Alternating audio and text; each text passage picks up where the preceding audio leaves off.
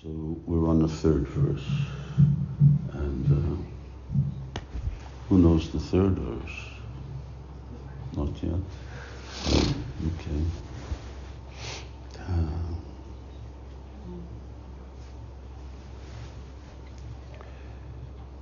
Let's chant that responsively.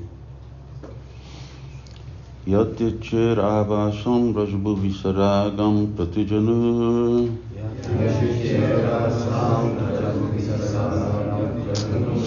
yuvadvandam tachchit paricharitum arad abilase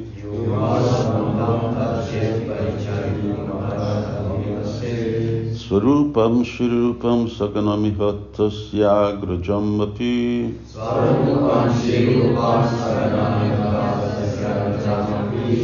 Sputam Premna Nityam Smaranavata Tadatvam Shinumana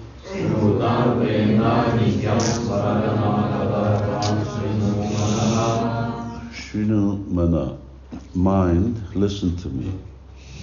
If you desire to reside in Braj, birth after birth, and if you desire to directly serve the youthful divine couple, then with great love, always remember and bow down before Śivarāma Damodar Goswami, Śivarāma Goswami, his elder brother, Srila Sanatana Goswami, and all their associates and followers. Let's also say that responsively. Mind, listen to me. Mind, listen to me. If you desire to reside in Braj, birth after birth,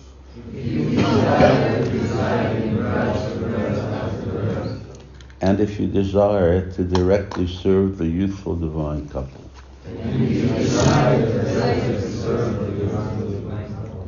then with great love, always remember and bow down before Srila Swarup Damodar Goswami, Srila Rupa Goswami, his elder brother, Srila Sanatana Goswami, and all their associates and followers.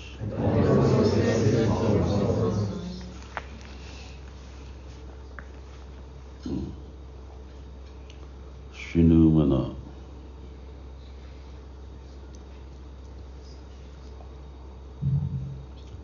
So he starts off saying, now mind, listen to me.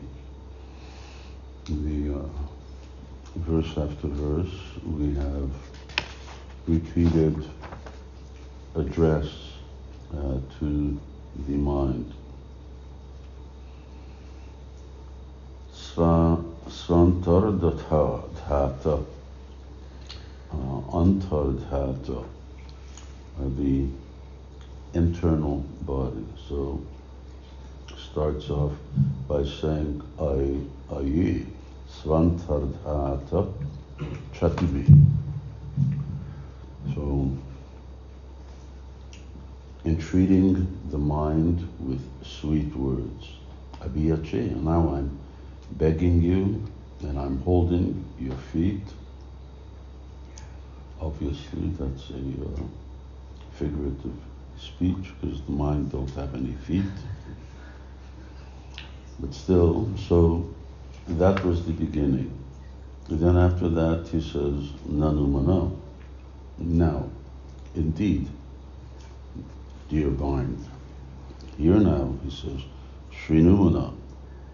So it's getting more and more assertive. Bhagavad Gita book, Krishna uses this same phrase. He says, Touch Shrinu in the 7th chapter. He says, now just listen to me. So, what is it that Shrinu, just hear, now listen. Now what should you listen? If you desire to reside in Raj, birth after birth. Very interesting. Mama Janmani Janmanishwari Bhavatad Bhakti Rahoiti Gita. So in the same mood as Chaitanya Mahaprabhu is saying, Mama Janmani Janmanishwari, birth after birth.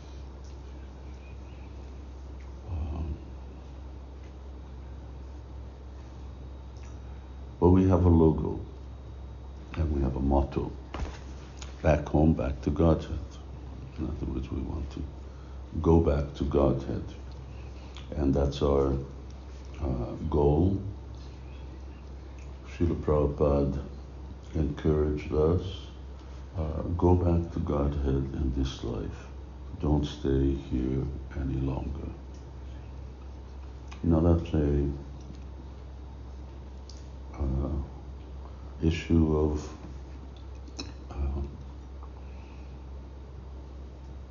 what you could say strategy. If you say, just make a plan to go back to Godhead and you leave it open-ended with the mentality of today's people, be it Westerners, Easterners, or anything, the end result is that we're going to hang around in the material world, and we're not going to hang around because we're doing our utmost best to practice Krishna consciousness, but because we're going to get distracted. But if the idea is now you have to go back in this life, so that means we really have to scramble. Prahlad Maharaj says, Komarat Acharat Pragya, Dharma Bhagavata. So now Kumara, in Kumar age, so boyhood. From the age of boyhood, then now is really the time to go forward in spiritual life. We have no time to waste. Why? Well, because in what sense it's not an easy, it's not an easy destination. It's not an easy choice that we've made.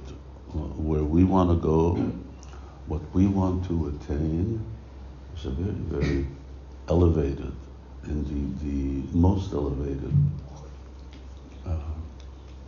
perfection, and it requires very serious endeavor.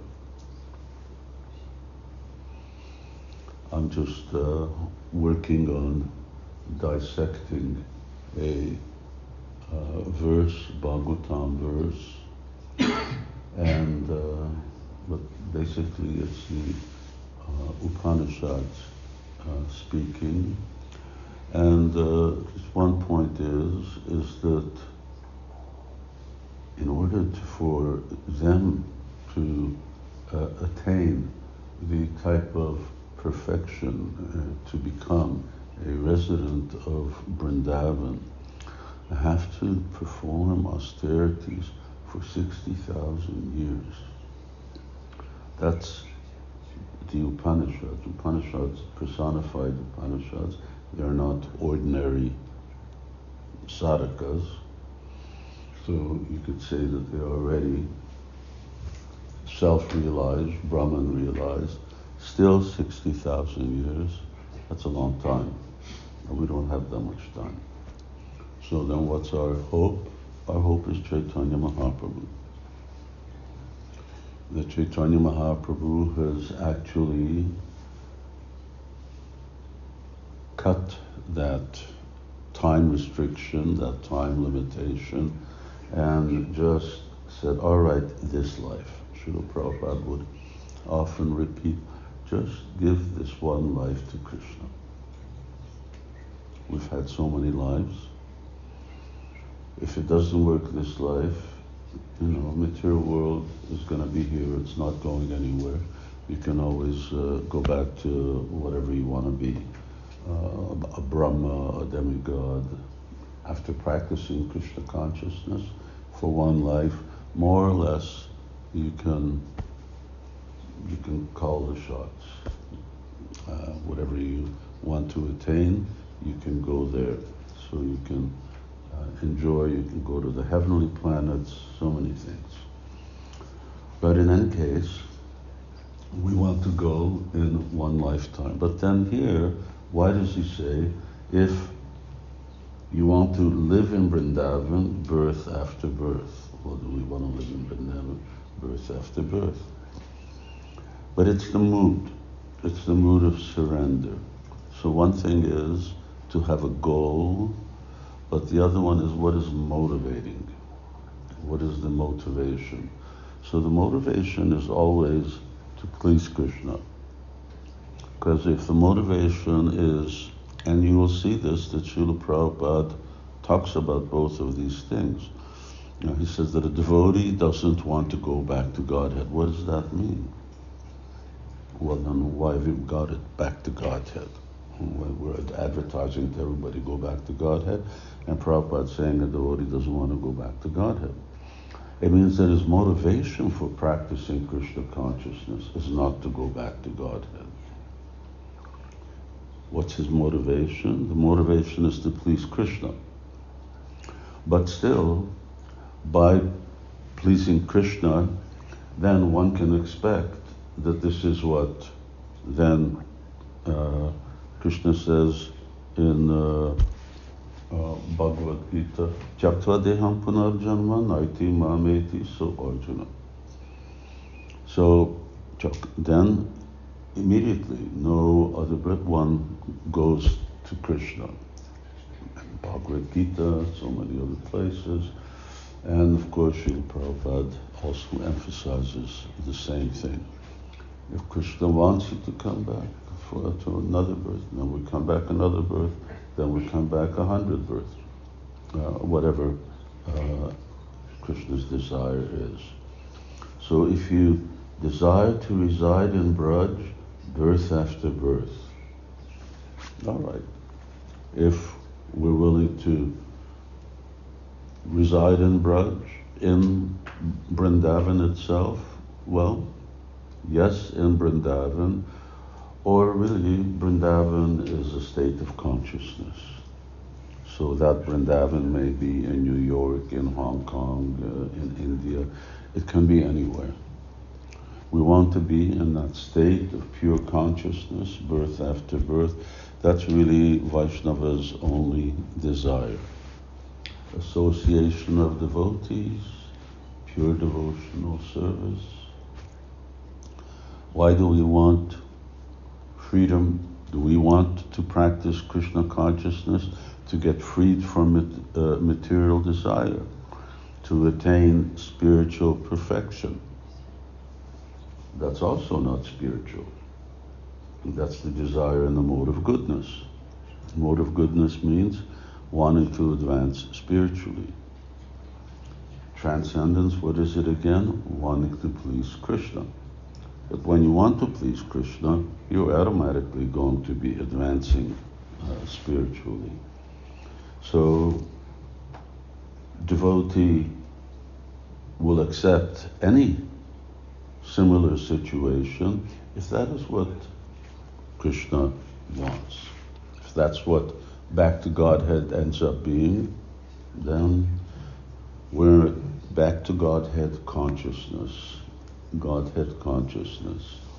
Okay, so if you desire to reside in Braj, if you want that consciousness, birth after birth, and if you desire to directly serve the youthful divine couple, that's already qualifies what Braj means. In other words, if you're taking birth even in Vrindavan, it is called Boma Vrindavan. The Vrindavan where we go to, where devotees are now sort of celebrating Kartik, is called Boma Vrindavan. It is Vrindavan on this earth planet. So if we want to reside in Braj, birth after birth, and directly serve Radha and Krishna, well, how would we get to directly serve Radha and Krishna if we were conditioned souls? That's not possible. Therefore, once again, It must be in real Braja consciousness. And it means not just as sadhakas, not just as advancing devotees, but actually as advanced devotees, as transcendentalists, to directly serve youthful divine couple. Now that service can take place in different ways.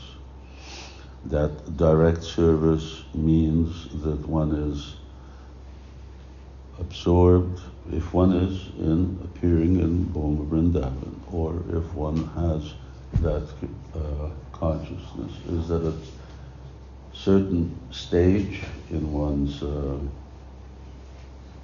devotional day, one enters into direct service to Radha and Krishna corresponding to the time that one's service is due, suitable. So, for instance, if the service is to serve Radha and Krishna their lunch, they're usually either in Radha Kund, and it's a sort of a latish lunch. It could be either it was in one of the gopis' kunjas, especially Sudevi has a kitchen and very well known for her cooking. So that will take place. Well, when do you serve lunch? Well, you serve lunch during lunchtime. So at that time, that devotee will render direct service. How does one render direct service? Generally speaking, one will enter into one's internal, we meditate.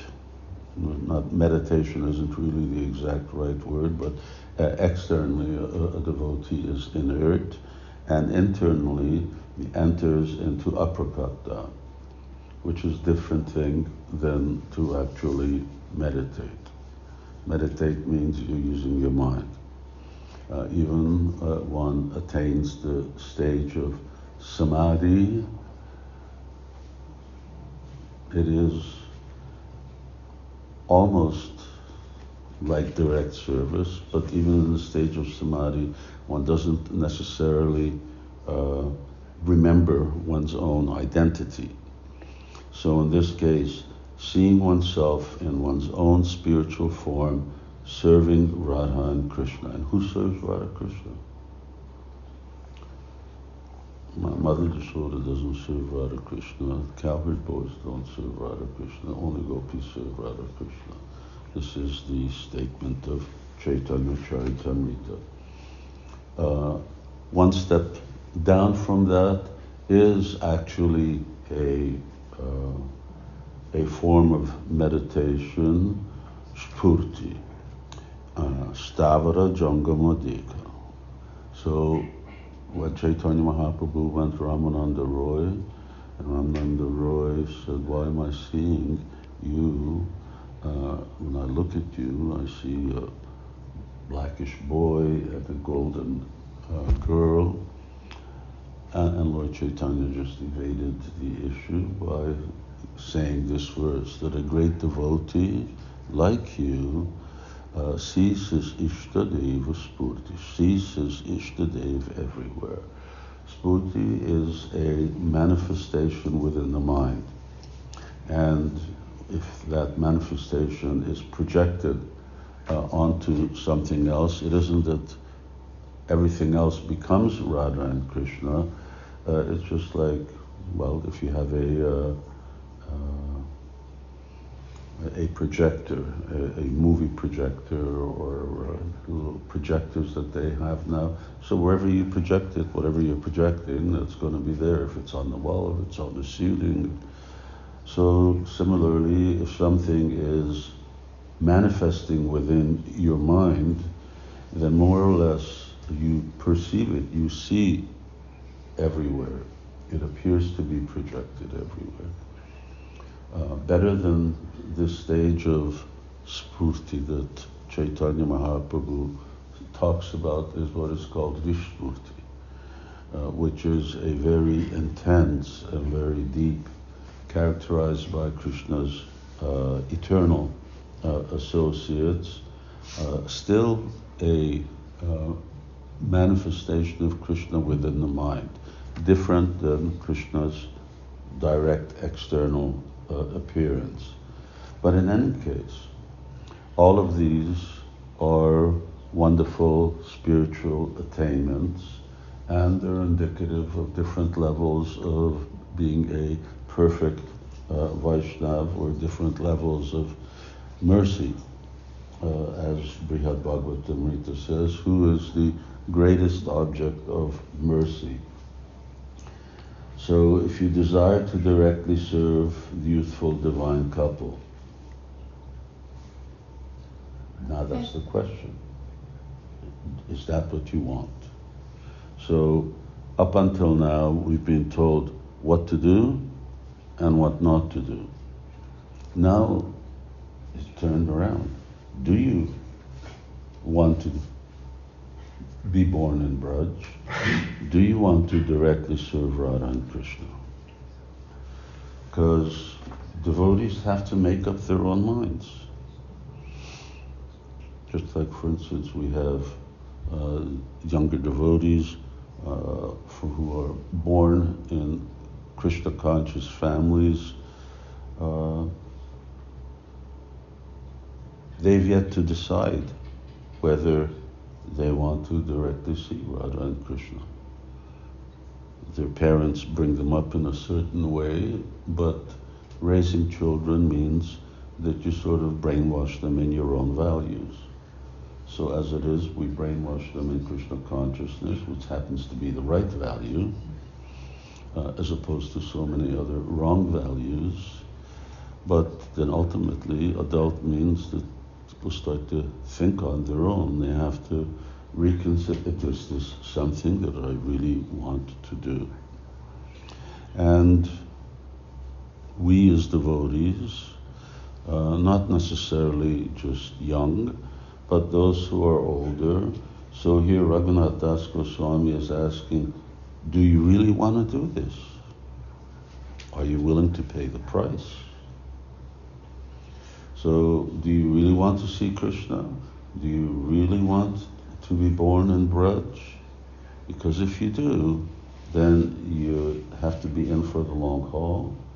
You have to stick to the result, to the process, and you have to be very, very determined. So, whatever we do in life, we have to really decide. Just like, children have so many different ideas of what they're going to be when they grow up, but then at a certain point, once they sort of reach their teens, then they really start to think, yes, this is what I want to do, what I want to be, because then they're going to go to, say, university, because usually that's when you start to be, you have to choose your profession. In high school, you can do so many things, what to speak of grade school. So when you go to university, well, do I want a lawyer? Do I want to be a dentist? Do I want to be a psychiatrist? Who knows? Do I want to be something? And then you have to determine, this is what I want to do. Okay, that's fine, but then you're going to die and it's all over. Now, but is this what we want to do? Because this is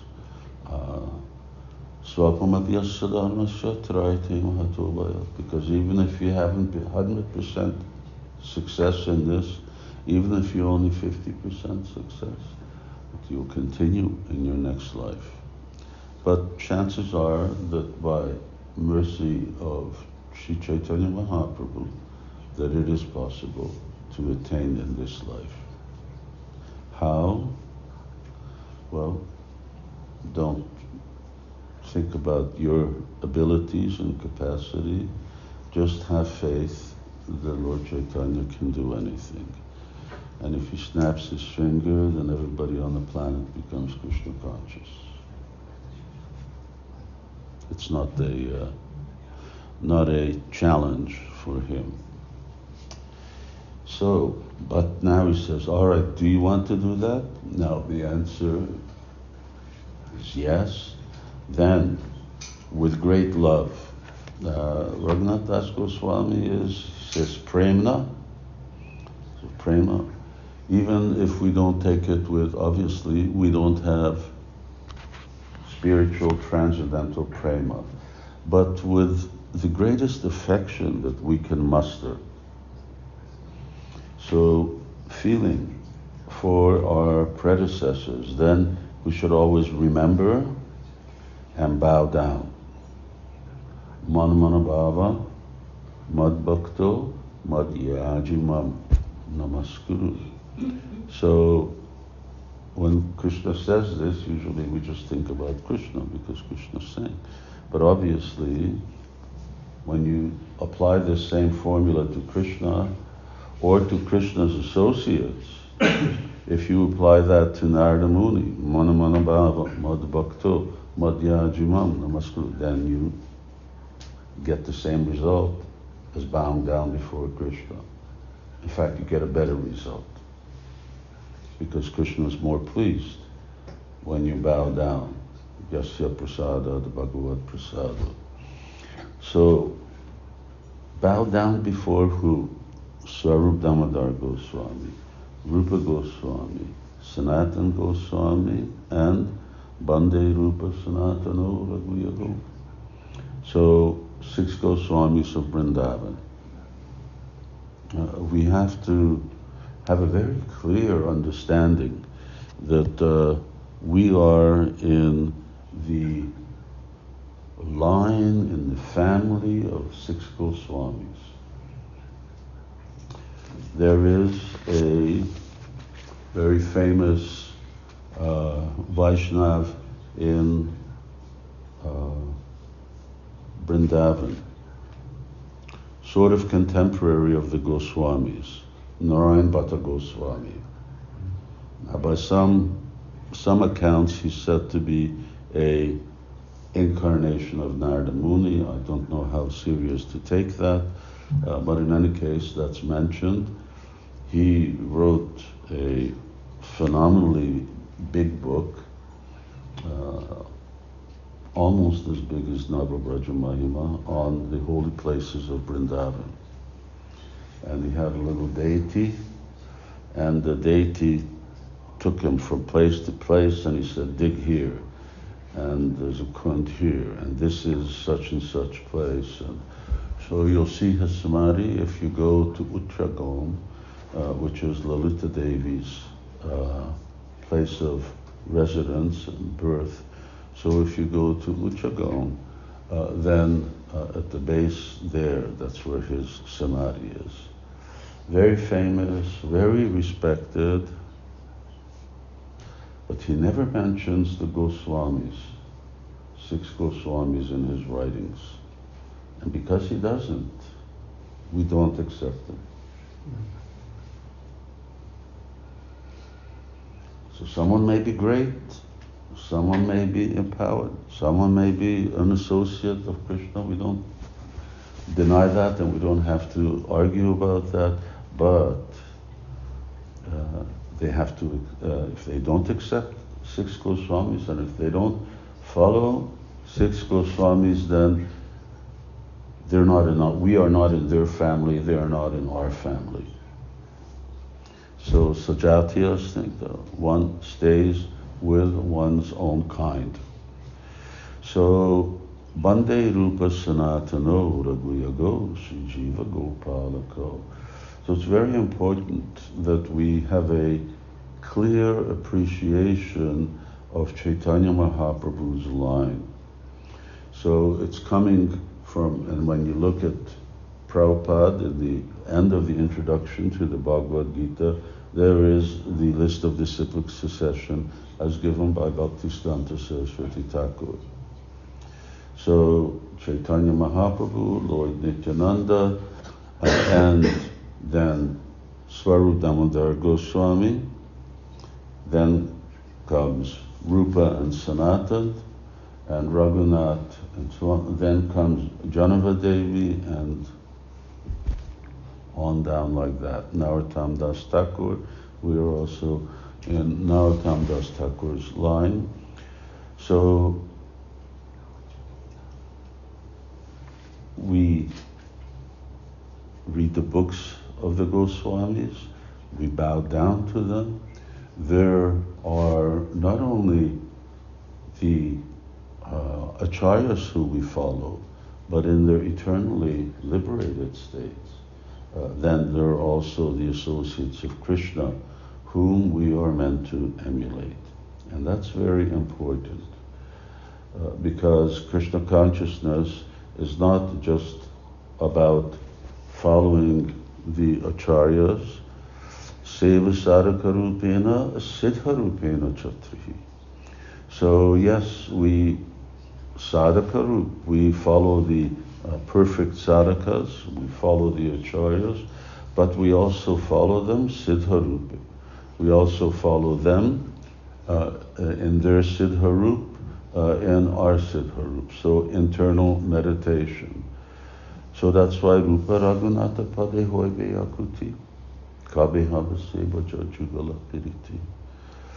So why does Narottam Das Thakur say this? Why does Kaviraj Goswami say Rupa Raghunatha Pade Jara As Chaitanya Charita? Why doesn't he refer to any other great devotees? There's so many great devotees. And even amongst the 6 Goswamis, specifically these 2, Rupa and Raghunath. So, of course, that's another topic, but it's very important to have a really strong affinity, faith, and faithfulness following to 6 Goswamis, and that which is approved by the Goswamis, that we accept. That which is not approved, that we reject. What do the 6 Goswamis, what is it that the 6 Goswamis approve of? Well, whatever Vishwanath Chakravarti Thakur said, that is what 6 Goswamis approved. Whatever Bhaktivinoda Thakur says, that is what Vishwanath and Goswamis, and whatever Srila Prabhupada. So our current acharya, we understand our discific succession, and we understand our acharyas through our current acharya. Therefore, to know 6 Goswamis, here with great love, we should always remember and bow down. So remember means we should remember their teachings.